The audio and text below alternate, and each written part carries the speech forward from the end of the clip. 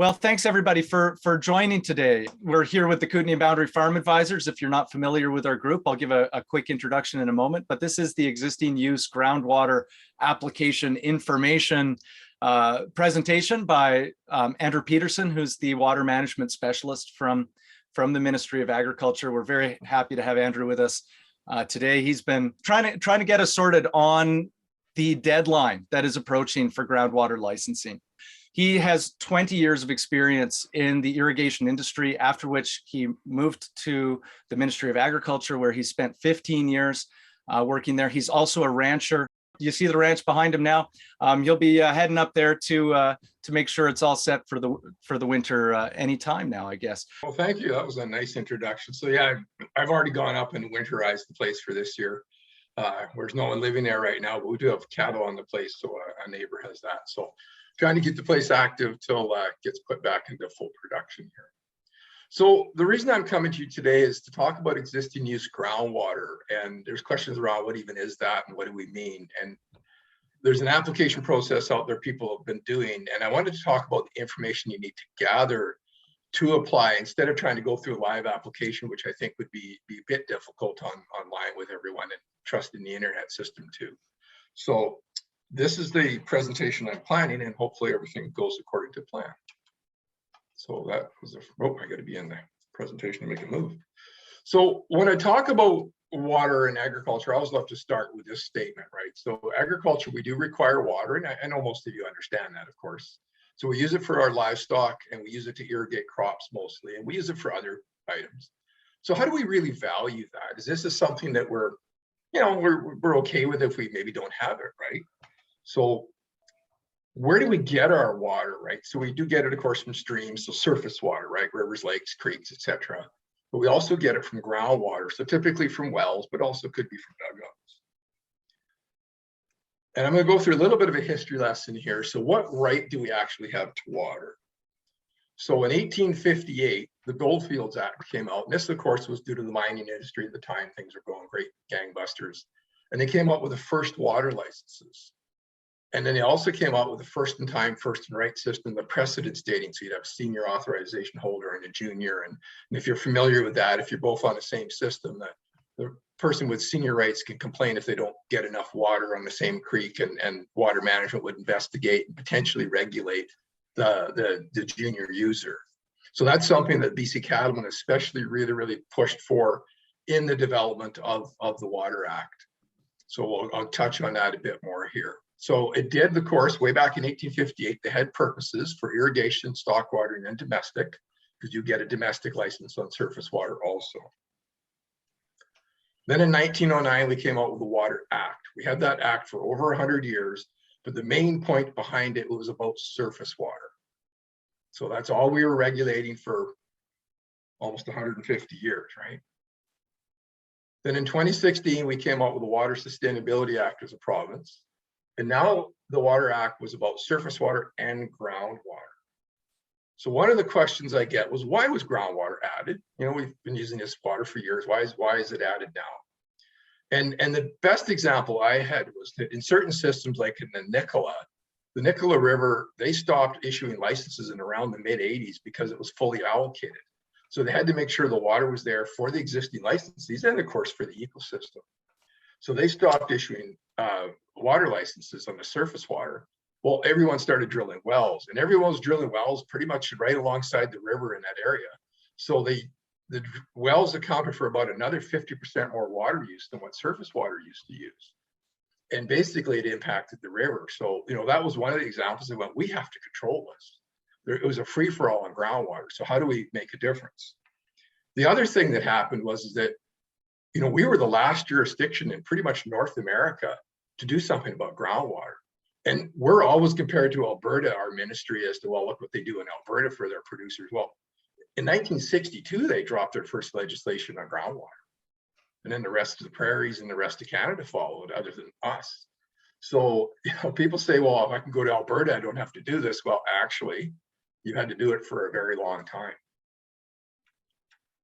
So this is an example of a water license, and the elements of an authorization. So that's what's inside the license. You're going to have a date of precedence. you're going to have a water use purpose or purposes. So you can have more than one purpose on a single license. So you could have irrigation and say stock watering. And you're going to have a quantity of water for each purpose. So irrigation would be the big number and then a small number for stock watering. Licenses are attached to the land, and that's a really important point. So if you sell your property, you can't take your water license with you to another place. It's attached to that parcel for that irrigation purpose or stock water. And so it stays there. You can't port that license. Terms and conditions are on a license. So basically, when can you start irrigating? When do you have to stop? Or if you have a storage, when do you start filling? When do you have to stop filling? Things like that are on there. There could be other things too. And yes, of course, you have an annual fee for each purpose on a license. So if you have a stock watering fee, the minimum fee is $50 and you have to pay that. But that minimum fee is enough water to supply water to over 1,000 head of dairy or 3,000 head of beef cattle. So it's a very generous quantity in that minimum fee. And then even in irrigation, so in the Kootenay area, you could probably irrigate, roughly 20 acres with a minimum fee. So it's still a pretty generous amount of water. So, but you will have a fee for each purpose. The water license I have beside you here is actually from Lytton. And this license is the oldest I've ever found. It's from the 24th of November, 1859. So the province has been doing water licensing for a very long time. That's actually before we were even incorporated. So that's, I think, kind of cool. So the Water Sustainability Act, that came into power in February 29th, 2016, and it added groundwater. That was the single biggest change it made for our industry. So producers are required to license their agricultural use of water. So irrigation, stock water, or processing water, and anything you use on the farm for your commercial business. So if you're using water before the Water Sustainability Act came into power, that's called existing use groundwater. So we're given a transition period. So if you drilled a well and say in 2000 and you've been irrigating away from that, you couldn't get an authorization back then. So they're giving us this period of time to get in and get an authorization. So this has now been almost 6 years we've had the ability to do this. So what existing use groundwater is that use before the Water Sustainability Act came into power. It's a very important point.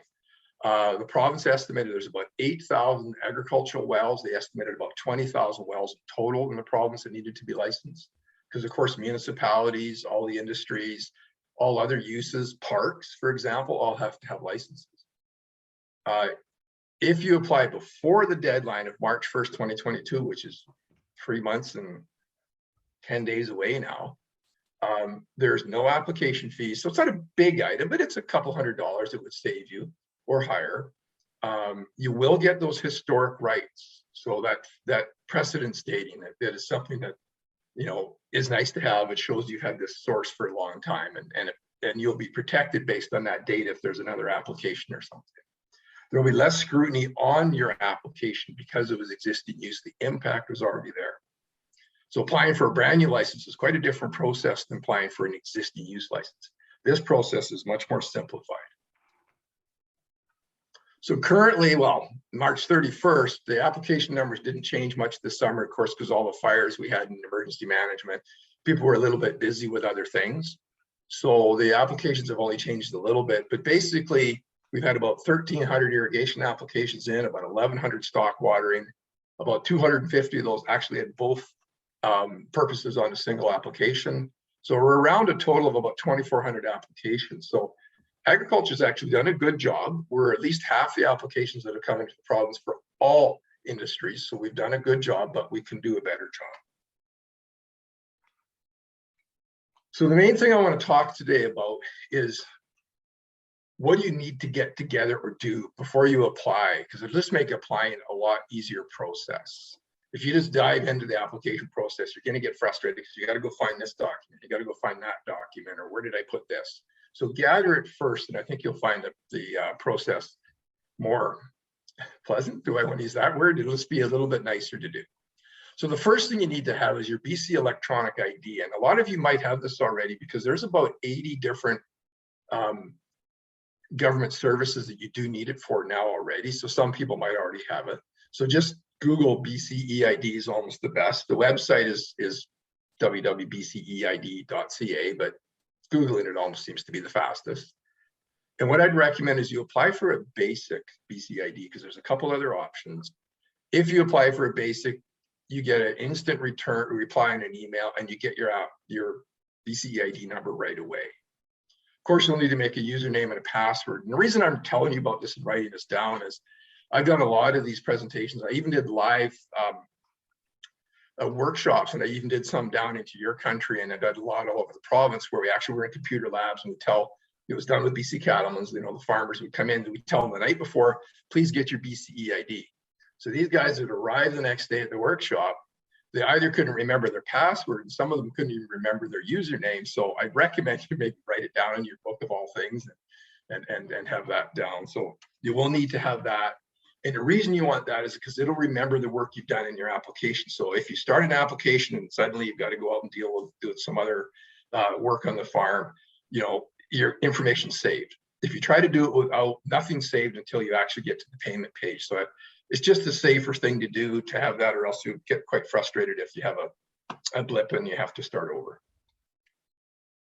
So the required information to complete an application is what I really want to cover. And I'll give you an example. In 2016, that fall at BC Cattlemen's way up in I think it was up in the Peace River country, you know, water management arrived saying, okay, we'd like you to start applying for this. And they offered up like a 70-page document. And you can imagine how that went over with the cattleman industry. They weren't impressed, and they said, this is way too complicated. And we as a ministry and worked a lot with the front counter and also environment and the water staff to try and reduce the information required in the application, because that impact is already there. So why don't ask us questions about impacts that have already happened, right? So let's simplify this. So we worked really hard, and I feel they've simplified the process much more so. So anyone on the call that maybe applied within, you know, 3 or 4 years ago probably went through a bit more of an onerous process than you would today. So apologies for that, but we're trying to make it as simple as possible to get people through the door. So obviously we need to know who you are. So we need your name and your contact information. And then of course we need your property information, because the water license is attached to the land. Of course, we need to know your water use purposes. So for example, it might be irrigation or stock watering or another type of purpose. And the volume estimation. So that's the one thing that would trip people up. Like, how do I estimate how much water I need to irrigate a field? So we have a tool that I'm going to show you in a little bit that helps us do that. So let's leave that there for now. They're going to want to know if you're irrigating the area to be irrigated and your type of crop, or if you're just the livestock watering. Well, what's your crop? Sorry, what's your crop? What's your livestock? Is it cattle, or is it, you know, is it sheep, or is it chickens?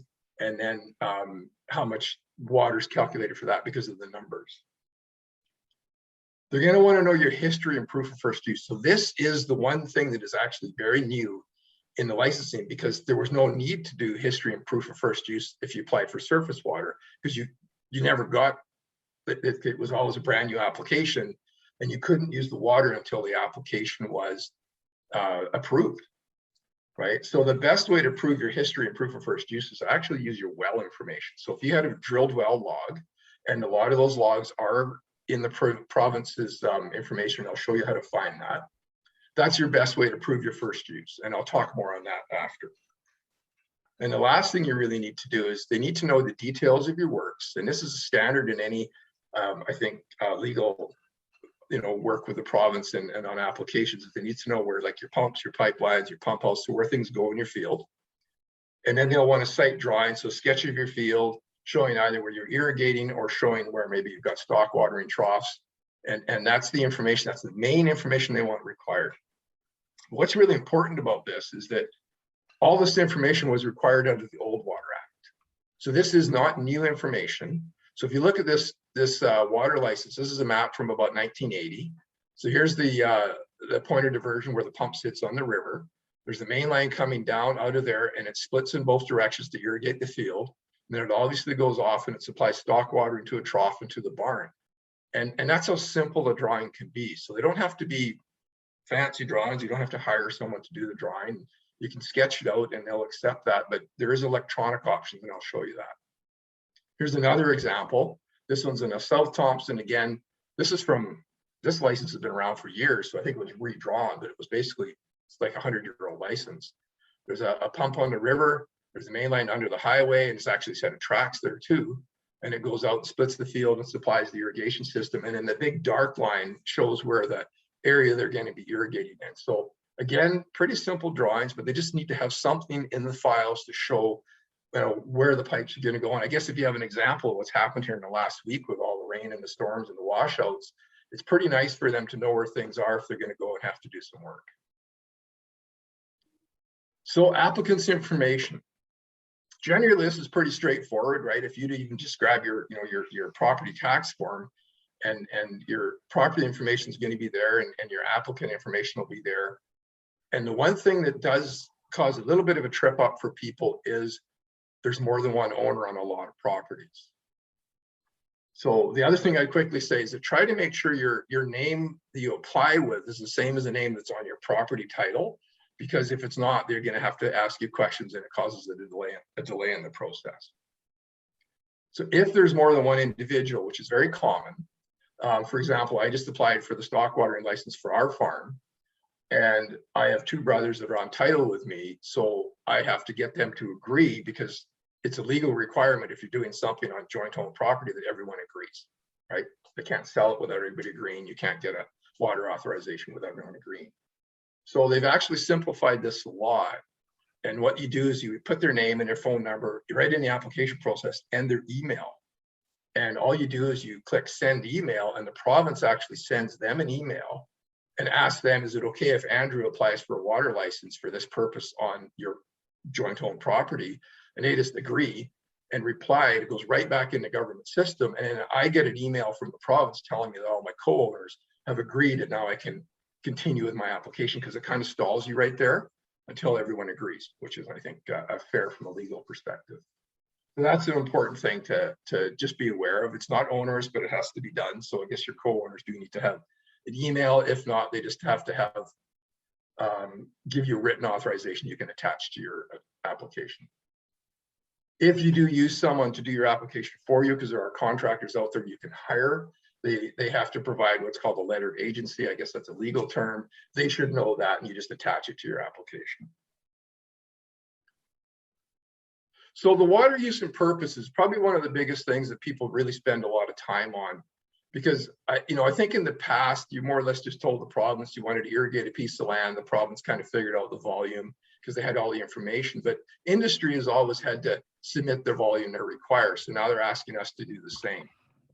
So inside the application, this actual page appears, and if you're irrigating, you'd of course pick your purpose is irrigation. There's a sub-purpose, which funny enough says irrigation again. The reason it says just irrigation, the other option would be if you're an irrigation purveyor. So if you're like the city of Kelowna or a Black Mountain irrigation district, you're a purveyor, and you would enter that there, just so they know that, you know, from an individual or to is it a purveyor system, right? I'm going to show you the agricultural water calculator, which is what we're going to use to help determine these numbers we're going to put into our application. They do ask a couple of questions you have to answer. So do you use the water only seasonally? Well, for irrigation, the answer would be yes. You're going to irrigate from, say, either, you know, probably April to September or May to September, and you just put those dates in, and they ask for you to do that. They're going to ask you for a quantity. So I don't know who in the room can visualize 300,000 cubic meters, because I know I can't. So the system has to help you generate that volume. Probably most of you in the room are more familiar with the acre-foot system, and this is just a conversion from that, right? So down to your country, Andrew, you're probably what, 2.5 acre-feet per acre? That's probably in a way what you use. You know, yeah, that's about right. Yeah, 30 so, inches or so. Yeah, people are more familiar with that thought, right? So they have to use the metric system, which is fine. We've only had it from about the mid-70s, so we're still struggling with it, right? They need to know your area to be irrigated in hectares, and again, that water tool is gonna calculate that from acres for us if that's what we're comfortable with. And then you just write down here, you use the BCeID water calculator to determine the volumes, because they kind of want to know how you got your figures that you applied with. They do want to have that site map on there, and what they want to have on the map is they want your property boundary, where the water's being used, your works actually labeled. So if you have a main line, put a little label on there, it's main line. The places where the water gets used, like a water trough or a field irrigated, and it can be completed by hand, or digitally, and digitally is what I'd suggest, and it's what I'm going to show you. So just off the side here, this little screen here is out of the water calculator, and there's a tool that you can simply click these things and drop them onto your map and help you draw, and I will show you how to do that. Here's an acceptable map. This was drawn actually by a water officer for me to say we'll accept this if that's all if people have. They can attach that and send it in with the application. That's perfectly fine. So this just shows where the well is, and if you notice, there's a bunch of numbers below the well. The province wants to know exactly where your well sits based on longitude and latitude, and that can actually be determined quite easy, and I can show you that again. But the reason they need to know that is that, say the neighbor comes along and they want to put in a big well. If the province doesn't know exactly where your well is, it's a little harder for them to protect your well. So if your well is way over in the far corner somewhere here, instead of actually, or they think it's way over here instead of here, it might make a difference in how they determine the neighbor's well and how it wouldn't impact you. So we want to know exactly where your well is. And again, I'll show you that on the tool.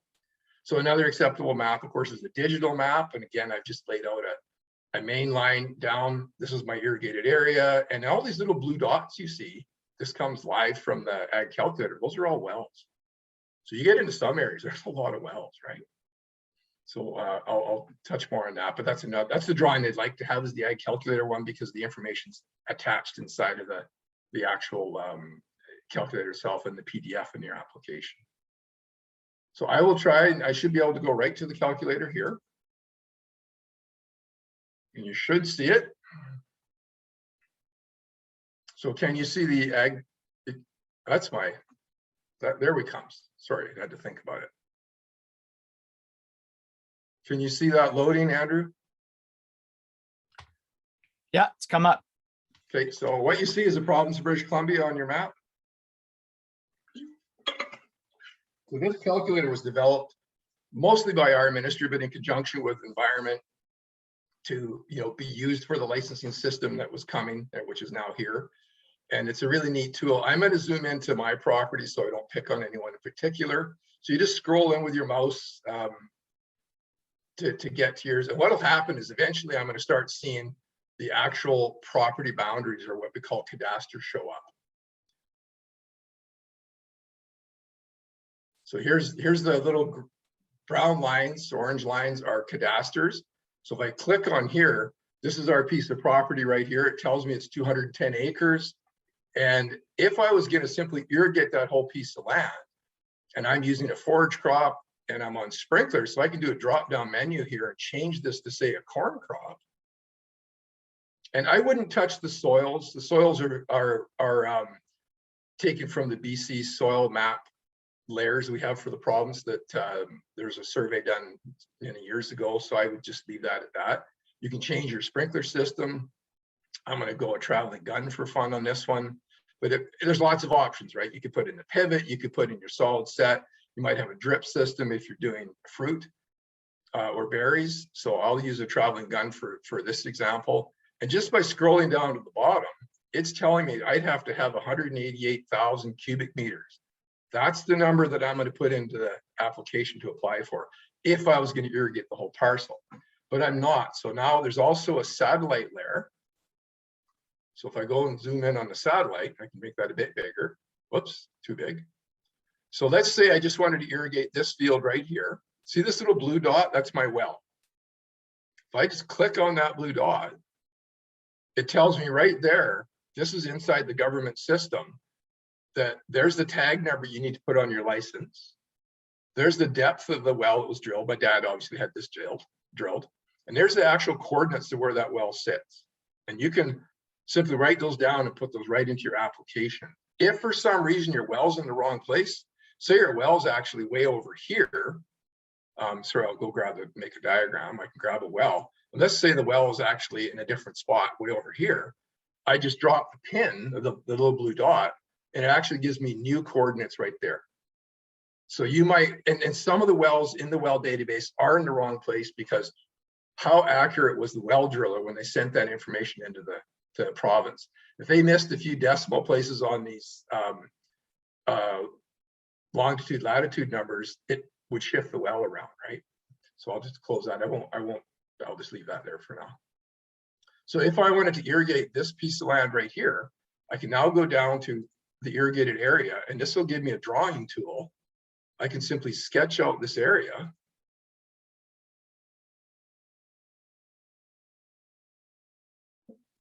Okay, and then back up, and that closes the box. And it tells me that I'll put it into hectares, because you could do acres. So it's 27.4 acres. If I put it to hectares, it tells me that it's 10 hectares. And I could just simply call it hay as my hay field. And then the nice thing is that now that's on there, and I walked away from it. Oh, what did it say again? I just clicked that area and it tells me it was 10 hectares. So it's actually really nice. So you can quickly go back and check. I'm going to put a main line on there because, you know, it's an irrigation system. So I'll go from the existing well here, and I'll go up and I'll just put a main line to here. And at the end, you just double click it again and it stops drawing. And then I'm just going to call it ML for main line for now, to be quicker here. And it, you know, so that's in a system. So that's pretty much all the drawing I need to do if it's for my irrigation system, because it's pretty simple. It's from the well. I mean, I guess I could say there's a pump in there. I mean, you're gonna do that somewhere else in the system, but there is a pump here, and I could just go my pump like that. But you really don't need to, because of course, with a well, your pump is down that well, right? So you really don't need to add the pump into the drawing. So the drawing can be that simple, everyone. If it was livestock, there's also a livestock tool I can do, and then add that. So I'll stay irrigation for now, but what's important is that I've determined there's 10 hectares. I go back to the irrigation tab, and I suggest everyone would play around with this before you do your actual diagram for this. Get a comfort level with this, and I'm sure if you need some help with this, you can contact me. Maybe you can contact Andrew. He can walk you through some of this. There are help people with Front Counter that hired 4 co-op students for the next several months to help people if they have questions on doing this. You just phone in, and they'll make a little appointment. They can walk you through all this to help you draw a diagram on your property or any of the application questions when you're filling it out. So now I go back, I've got 10 hectares. So see, I had a total land base of 210. I'm going to change acres. I'll go to hectares. So it's an 85 hectare parcel. I'm only going to irrigate 10 of those. And as soon as I do that and leave it at corn, traveling gun, come down, I only show this much volume, and this is what I'm actually applying for my water license, is 22,150 cubic meters. The other nice thing you can do with this is you can actually save this report as a PDF, and it should open up for me. It has successful in the other applications I've done this. I think I did this about 4 or 5 times last week. So we're trying to get the word out as best we can to all the producers in the province, and I think this last week, if anything, has been a huge reminder of how important agriculture is to us. I'm in Kamloops, and we ran out of food in about a day and a half. And we weren't actually impacted by the flood, right? Merritt was, but Merritt came here mostly, or to Kelowna. And it just shows you how short of a food supply we have, right? It shows all that much more importance to, you know, their survivability of our industry and how important our industry is to the province. So here's now the report that you can save and attach. So it talks about it's a total area of 86 hectares. I'm going to irrigate 10. I need 140 gallons a minute, which is a good guideline for your flow rate you need for a pump. I'm using a traveling gun. It's on corn. So all this information gets put right into your application when you attach this to it. And down on the bottom is that little map I drew. So that covers off your map, and it covers off all of your quantity requirements. So that's great, but you do need to enter those volumes back into the application process. So I said 22,150. Let's see if I can do that. So back to my application, sitting behind here. So if I was to go back up on my application, right here, I would enter 22,000, was it 150 cubic meters here, and then the 10 hectares of land. So, and then you would go save, and you would go to the next page in the application process. So that the AgWater calculator is a really nice tool to use to determine the volumes you require for your purposes and the area done, and it creates and saves that map, which has been a barrier for people in the application process. So moving forward again. So here's an example of what I did, right? So the water calculator will estimate, you know, you pick your crop, your irrigated area and your crop. You pick your irrigation system. I just highlighted the sprinkler. It could have been another system. And then it calculates that water volume you attach to that application. This is a quick reminder. And then we'll have questions at the end here, but if people have questions on doing that, I use the tool all the time for other purposes because it's got a quite nice map layer in there too, right? So that history and proof of first use that is asked for in your water license application. And one of the best evidences is when was your well drilled? So if you started using water, which most people do after the well's drilled, then that is your proof of first use, right? So this one here, sorry, I have to zoom in, was done in 2010. So their priority date would be that March 31st, 2010. Another piece of information you could use is you might actually have the installation of your pump or your purchase of your pump that went in the well. You could use that. And if you don't have formal documents available, say you just bought the property in the last few years and there's a well on it, you're using it, and it's been there for a while, or at least someone told you, and the owner's gone, you could just go to, and you can't find it on the database, you could ask your neighbor, that's there, saying, well, do you know when this well went in? And the guy says, yeah, it went in 1980, and the guy's been irrigating ever since. If he simply writes that on a piece of paper and signs that, you can attach that to your documents for your proof of first use into the application process, and that's accepted. So it's an honor system, obviously. So the well information is another bunch of information you have to enter that we didn't have to in the past because we weren't using wells in the past, but you had to put in your point of diversion information. So here you'd enter your tag number, which I found on the provincial site. You'd enter your depth of your well. So I've highlighted, if you notice the ones I've highlighted with the red arrow, there's a little red star in front of each one of those lines. And that is information you have to enter in order to go to the end of the application process and pay. So the system will send you, if you go to finish, it will send you a little page that says these are your errors, and you click on an error and you go back and you do that because it's easy to miss, right? So the system tries to help you fill those in. So you enter your depth. You can either do it in meters or feet. Now, measurement location, that's going for this geographic coordinates that I was telling you about when you drop the marker for the well. And they say, how did you find it? I always say Google Earth because all of those tools use that Google Earth platform. So for your selection there. Some people might do it with their own personal GPS. You could do that too. These are two questions you do have to answer that aren't quite about the well information itself in terms of the depth in that, but it's about, is it an artesian well? And this is about groundwater safety. And artesian well is a well that constantly flows out of the top of the casing. And there definitely are those out there. There's several of them here in the interior Kamloops. And you just need to tell them that because they just need to know if you're dealing with that discharge and not allowing contamination to go back into the well. And the other one is your wellhead in a pit or a sump. So our family well is down in a pit because we're up north, just like you guys get very cold in the winter. The best way to make sure nothing freezes is to have it in an in-ground pit. So there are requirements around making sure that can drain. If we get a flood like we did recently, maybe that wouldn't matter, but you're trying to prevent anything contamination from going down the wellhead, right? So they just answer those truthfully, please. Again, back to the ag water calculator, I just simply clicked on the little blue dot, which is a well. You'll see green dots sometimes on the calculator. Those are actual surface water licenses. So we're just clicking on the little blue dot to find out. If I highlight that for you, there's a tag number on there. It gave me the depth of the well. It gave me the coordinates, which you can enter right into your application. So it's a bit of a repeat, but I'm saying that. And you can also click this little blue button called the well report.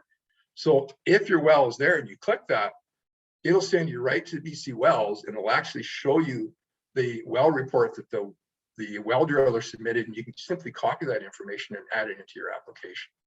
So the application process is a lot of copying and attaching. So, there's a comfort level there. If you don't have that, then I would definitely talk to the people at front counter to help walk you through that.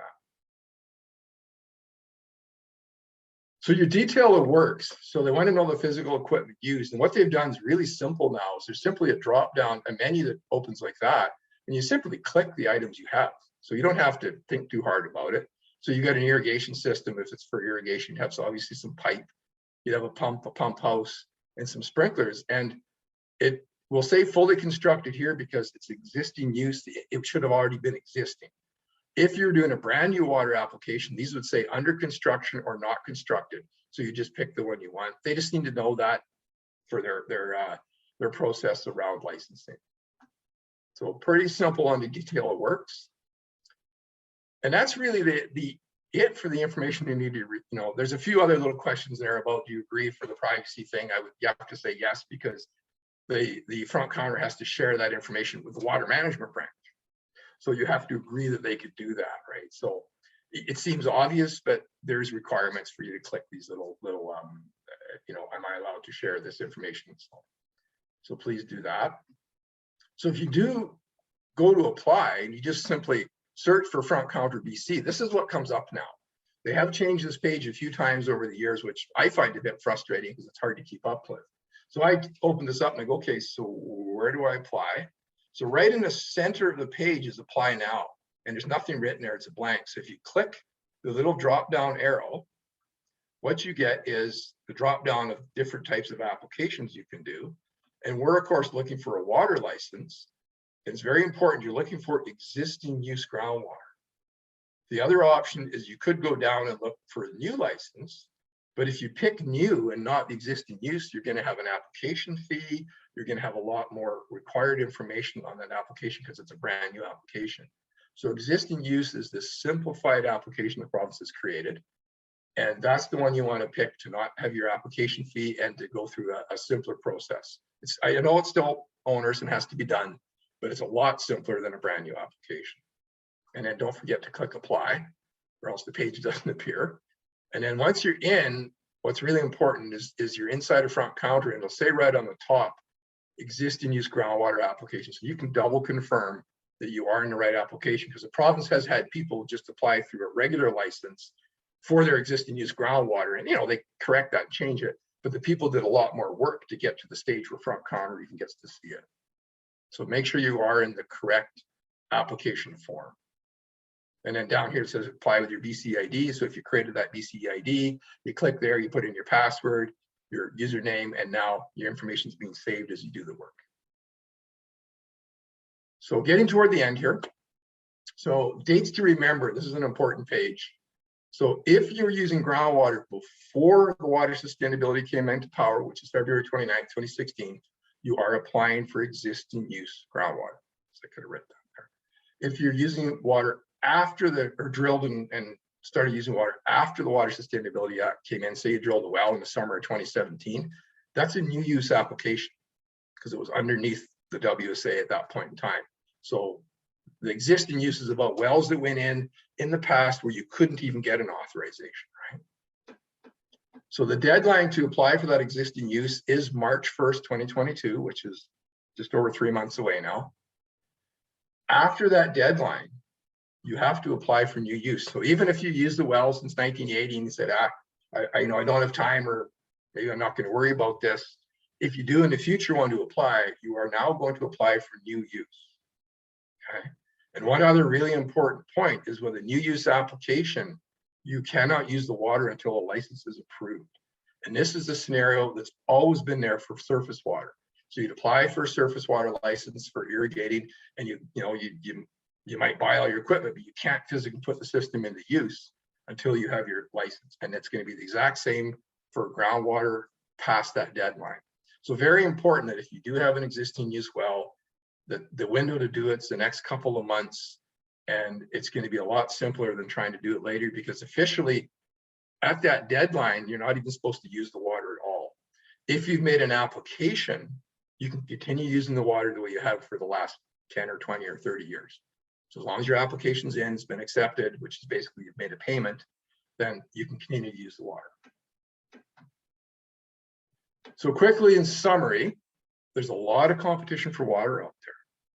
Agriculture has an opportunity right now to tie up the rights on those groundwater rights. If we don't, that water is still there, and someone else from even another industry, housing development, might be able to get in and get that water. And if you apply in the future, the water might not even be there for you to get. So I strongly recommend we jump on an opportunity while we have it. The existing groundwater use transition period, it's a window of opportunity to secure those rights, so I'd sure recommend you do that. The province has to consider your water license someone else applies near your property. So if you have a water license, whether it's surface or groundwater, someone else comes in and they want to put in a big development and apply for a whole bunch of water, the province has to consider your license before they do that, but they can't do that if they don't know you're there. So someone, and we've had this happen in the past on groundwater, but when I was in the private sector, long before we, had the groundwater legislation, I had people who weren't getting along real well, and they would put in a well 200 feet deep beside your 100-foot well, and it's 50 feet away because it's over the fence line, and actually dry your well right out. And the province really had no authority to do anything on that. So they will now if they know you're there and if they have your information in the system. So if you don't do this application for existing use groundwater, so future applications will be for a brand new license, much more onerous process, and you will not get any historic recognition on that. And you can't use that water until you actually get that license. So it's kind of the end point I wanted to really get across.